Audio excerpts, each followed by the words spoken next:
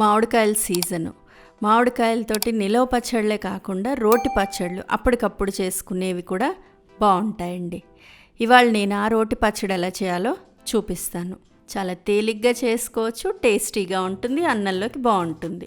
Hi friends, easy veg రెసిపీస్కి తిరిగి స్వాగతం.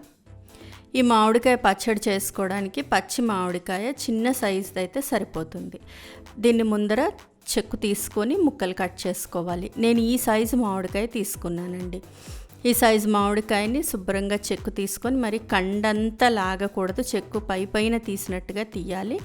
Byte size ముక్కలు అంటే కొంచెం మనకు కొరుక్కోవడానికి తేలిగ్గా ఉండేంత సైజులో ముక్కలు కట్ చేసుకోవాలి. మరి పెద్దవి కాకుండా మరి చిన్నవి కాకుండా చూడండి, ఈ సైజులో ఉంటే సరిపోతాయి. స్టవ్ మీద ప్యాన్ లేదా బాణలి పెట్టి నూనె వేసి నూనె వేడెక్కాలి. నూనె బాగా వేడెక్కిన తర్వాత 1 టీ స్పూన్ మినపప్పు, 1/2 టీ స్పూన్ లేదా అంతకంటే తక్కువ మెంతులు, ఇవి కొంచెం వేగిన తర్వాత ఆవాలు, పెద్ద ఆవాలు వేస్తే పచ్చడి బాగుంటుందండి. ఆవాలు చిటపట్లాడేదాకా వేయించుకోవాలి. పప్పు కూడా కొద్దిగా కలర్ మారాలి, అంతవరకు వేయించుకోవాలి. ఇవి ఇలా వేగిన తర్వాత ఎండుమిరపకాయలు వేయాలి, కారానికి తగ్గట్టుగా. మామిడికాయలు సర్వసాధారణంగా పుల్లగా ఉంటాయి కాబట్టి కొద్దిగా ఎక్కువగానే వేసుకోవాలి ఎండుమిరపకాయలు. ఈ ఎండుమిరపకాయలు వేయించిన తర్వాత ఇంగువ, స్టవ్ ఆఫ్ చేసేసి వేయిస్తే బాగుంటుంది. ఎండుమిరపకాయలు మరి నల్లగా అయిపోకుండా వేయించుకోవాలి. ఇలా వేడిగా మూకుడులో వదిలేస్తే కలర్ మారిపోతాయి, అందుకని వేరే ప్లేట్లో తీసి చల్లారి పెట్టుకోవాలి. ఈ పోపు దినుసులు అన్నీ బాగా చల్లారిపోయిన తర్వాత మిక్సీ జార్ తీసుకొని జార్లో ముందరగా ఎండుమిరపకాయలు, 1/2 పోర్షన్ ఆఫ్ పోపు దినుసులు అంటే సగం పోపు వేస్తే సరిపోతుంది. లేదు మళ్ళీ పైన తాలింపు సపరేట్గా పెట్టుకుంటాము అనుకుంటే మొత్తం వేసేసుకోవచ్చు. నేను సర్వసాధారణంగా 1/2 వేస్తాను, మిగతా 1/2 పక్కన ఉంచేసుకుంటాను. దీనిలో రుచికి సరిపడాగా ఉప్పు, రాళ్ళ ఉప్పు అయితే పచ్చడి టేస్ట్ చాలా బాగుంటుంది. దీన్ని గ్రైండ్ చేసేయాలి. ఇలా కోర్స్గా గ్రైండ్ చేసుకోవాలి. ఇలా గ్రైండ్ చేసుకున్న కారం మసాలాని ముందరగా తరిగి ఉంచుకున్న మామిడికాయ ముక్కల్లో వేసి కలిపేసుకోవాలి. ఇంతే, పచ్చడి రెడీ అయిపోయింది ఫ్రెండ్స్. ఇది వేడివేడి అన్నంలో తింటే చాలా బాగుంటుంది.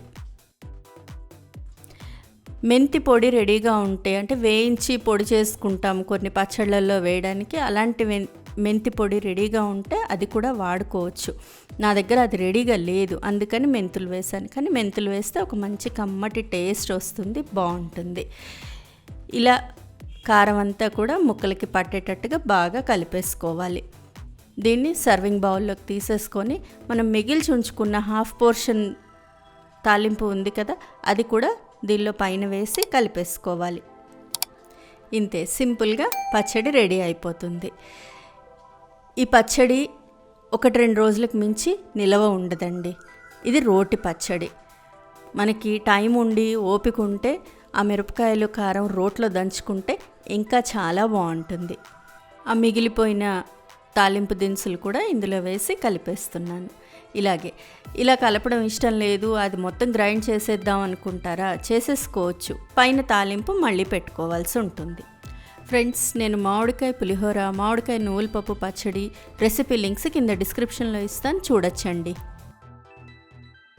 ఫ్రెండ్స్, ఈ రెసిపీ మీకు నచ్చినట్లయితే మీరు ట్రై చేయండి. మీ ఇంట్లో వాళ్ళకి టేస్ట్ చేసి చూపించండి. ఎలా వచ్చిందో నాకు కామెంట్ బాక్స్లో కామెంట్ చేయండి. ఫ్రెండ్స్, ఈ వీడియో మీకు నచ్చినట్లయితే ప్లీజ్ లైక్ చేయండి, షేర్ చేయండి. ఛానల్ సబ్స్క్రైబ్ చేసుకొని వాళ్ళు ఛానల్ సబ్స్క్రైబ్ చేసుకోండి. ఆ బెల్ ఐకాన్ క్లిక్ చేయడం మాత్రం మర్చిపోకండి. మరో మంచి రెసిపీతో మళ్ళీ మీ ముందుంటాను. అంతవరకు సెలవు మరి, బాయ్.